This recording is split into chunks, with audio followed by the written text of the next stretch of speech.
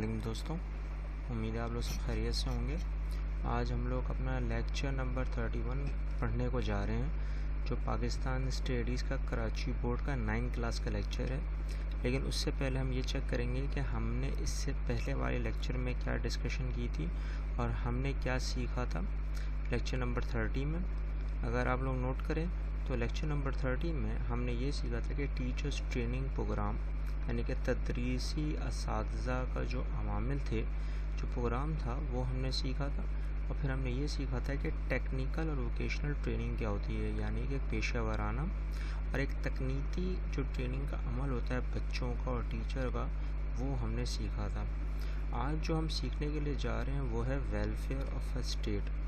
اب ویلفیئر کا مطلب ہوتا ہے اردو میں فلاح و بہبود۔ اب فلاح و بہبود کے حساب سے اگر دیکھا جائے تو پاکستان ایک فلاح و بہبود ہی ملک ہے، جس کے حساب سے ہم لوگوں کو یہ چیزیں طے کرنی ہوتی ہیں کہ ہماری حکومت، ہماری معیشت، ہماری صحت، ہماری جتنی بھی خود مختاری ہے وہ ساری کی ساری لوگوں کو فراہم کی جائیں۔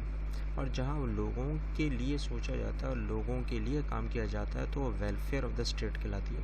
کیونکہ پاکستان اسلامی ممالک ہے تو اس لحاظ سے وہ اسلامک بیس کنٹری کے حساب سے وہ ویلفیئر میں آتی ہے، کیونکہ اسلام بھی پورے کا پورا تناسب رکھتا ہے ویلفیئر میں۔ اب اگر دیکھا جائے تو ویلفیئر کا مطلب کیا ہے، ایک ویلفیئر اسٹیٹ ہوتی کیا ہے، فلاحی ریاست ہے کیا؟ وہ ریاست یا وہ ملک جو لوگوں کی بنیادی ضروریات کی پرواہ کرتا ہو، ٹھیک ہے نا۔ اب پرواہ کرنے کا مطلب کہ basic needs of a citizen. Citizens میں کوئی بھی شہری، اس میں یہ نہیں ہوگا کہ کوئی مسلمان ہے، کوئی ہندو ہے، کوئی عیسائی ہے، ایسا کچھ نہیں ہے۔ جتنے بھی یہاں پہ شہری جس ملک میں رہ رہے ہیں ان کی بنیادی ضرورت کو پورا کرنا اور ایک پرامن طریقے سے ان کی زندگی گزر بسر کرنے کو، یعنی کہ زندگی گزارنے کے طریقے کو ہم کیا کہتے ہیں، ویلفیئر آف دا اسٹیٹ۔ اب Pakistan welfare of the state اس لیے ہے کیونکہ because it is a Islamic country, اور اسلام کہیں نہ کہیں ہمیں فلاحی ریاست کا تناسب پیدا کرتا ہے، کیونکہ یہاں پہ کوئی ذات پات کمیونٹی، یعنی کہ کوئی کلر ڈفرینس یا ڈسکرمنیشن یا امتیازی مزاج کسی بھی معاملے میں نہیں ملے گا۔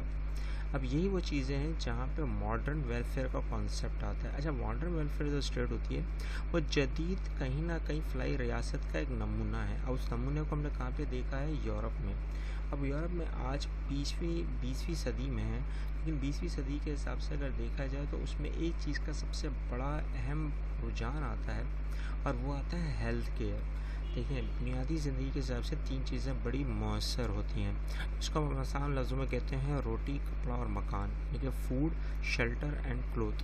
اب یہ 3 چیزیں تو بہت ہی زیادہ اہم ہیں، لیکن اگر ایک ریاست کے حساب سے دیکھا جائے تو کیا چیزیں ہوتی ہیں، ایجوکیشن، ہیلتھ، اور سب سے اہم چیز جو شاید کسی کو پتہ نہ ہو وہ ہوتی ہے گورنمنٹ۔ لیکن گورنمنٹ کس کے حساب سے، پروٹیکشن کے حساب سے۔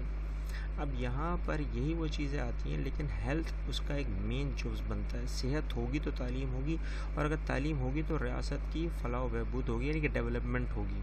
تو آج کل کی بیسک کے حساب سے ہیلتھ بھی اس میں کنسیڈر کیا جاتا ہے، لیکن اگر دیکھا جائے تو اس کے رزلٹ میں یورپین اسٹیٹس بہت زیادہ آگے ہیں۔ اب یورپین اسٹیٹس میں اگر سٹیزن شپ کے حساب سے دیکھا جائے تو شہری وہاں پہ سب سے زیادہ محفوظ بھی، ان کی پراپرٹی وغیرہ سب چیزیں صحیح ہیں، لیکن پاکستان بھی کچھ اس معاملے میں کم نہیں ہے۔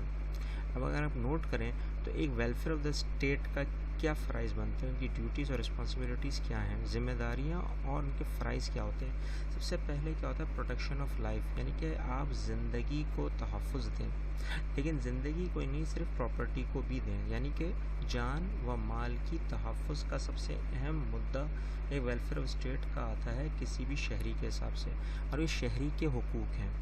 یہ جو آپ کو دکھائے جا رہے ہیں یہ شہریوں کے حقوق بھی ہیں اور ان کی ذمہ داریاں بھی ہیں۔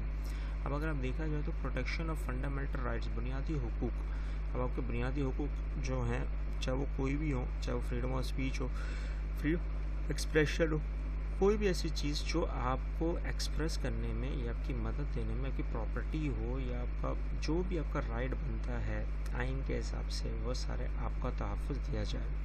پلس سب سے اہم چیز، ویلفیئر آف دا اسٹیٹ جو مدد کرتا ہے وہ پسماندہ اور معذوروں کو پیچھے نہیں کرتا، وہ آگے بڑھانے میں ان کی جستجو اور ان کی سروائیول کو موڈ کو تیز کر دیتا ہے۔ और अगर आप चौथा पॉइंट देखें तो सोशल सिक्योरिटी का निज़ाम, लेकिन इंश्योरेंस का निज़ाम भी होता है कि हर चीज़ आपको इंश्योर्ड मिल गई है, आप अपनी चीज़ों को तहफ़्फ़ुज़ी महफूज तरीके से इस्तेमाल कर सकते हैं, कुछ भी हुआ तो उसको रिटर्न कर दिया जाएगा। अब इसी हिसाब से अगर देखा जाए तो हमारी बेसिक नीड्स भी पूरी की जा रही हैं, बुनियादी ज़रूरियात। ना वो पहले का फूड, क्लोथ एंड शेल्टर, रोटी, कपड़ा और मकान, ये हमारी बेसिक नीड्स में आती हैं किसी भी शहरी के लिए। वो कोई भी किसी भी कम्युनिटी, किसी भी ज़ात का रखता हो बंदा, लेकिन हमें ये बुनियादी उसूलों पे चलना पड़ता है।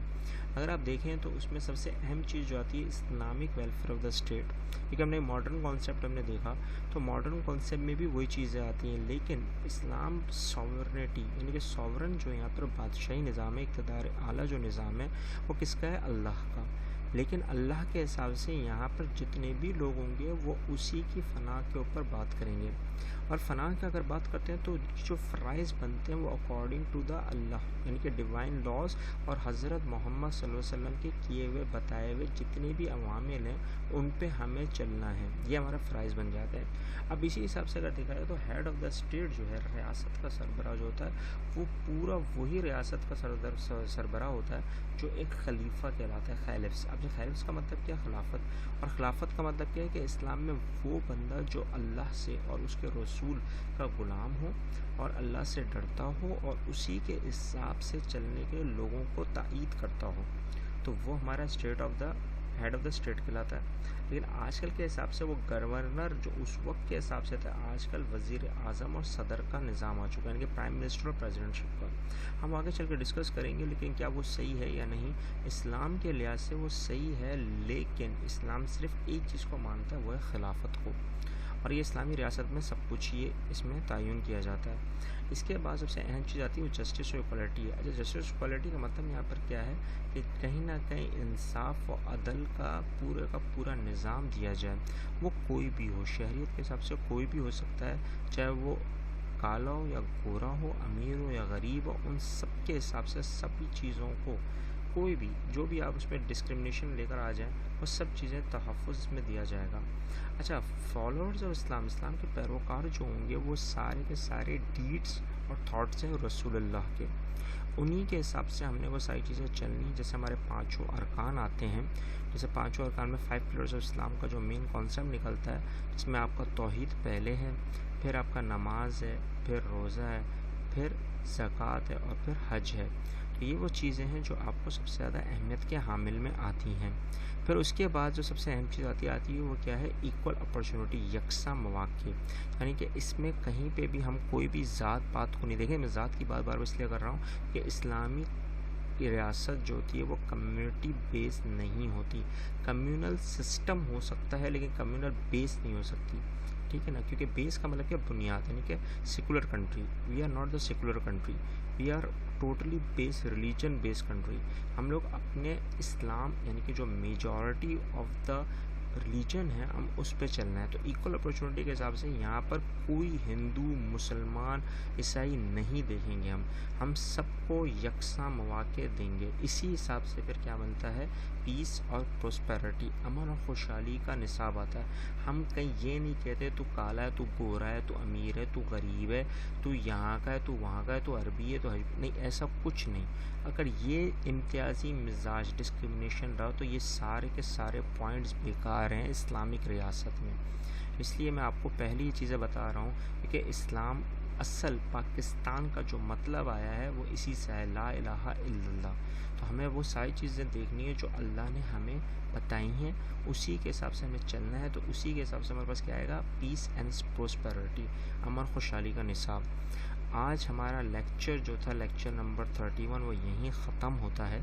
अगर आपको कोई चीज़ पूछनी हो, शेयर करनी हो, तो हमसे ज़रूर शेयर करें। हमें आपके सवालों का, आपकी चीज़ों का इंतज़ार रहता है, जो भी आपके जहन में है, जो आपको कंफ्यूज कर रही हो, तो प्लीज़ हमसे ज़रूर शेयर करें। और उन बच्चों के साथ जिनके आपके ताल्लुकात हैं, जो आप समझते हैं, जिनको अब तक कुछ चीज़ें समझ में नहीं आई हैं, तो उनको हमारे चैनल का सब्सक्राइब करने का बोलें और देखें कि पाकिस्तान स्टडीज़ में क्या क्या वो चीज़ें हैं जो उन्हें नहीं सीखें, उससे वो सीखने का फ़ायदा उठाएँ। मिलते हैं नेक्स्ट लेक्चर में। अल्लाह हाफ़िज़।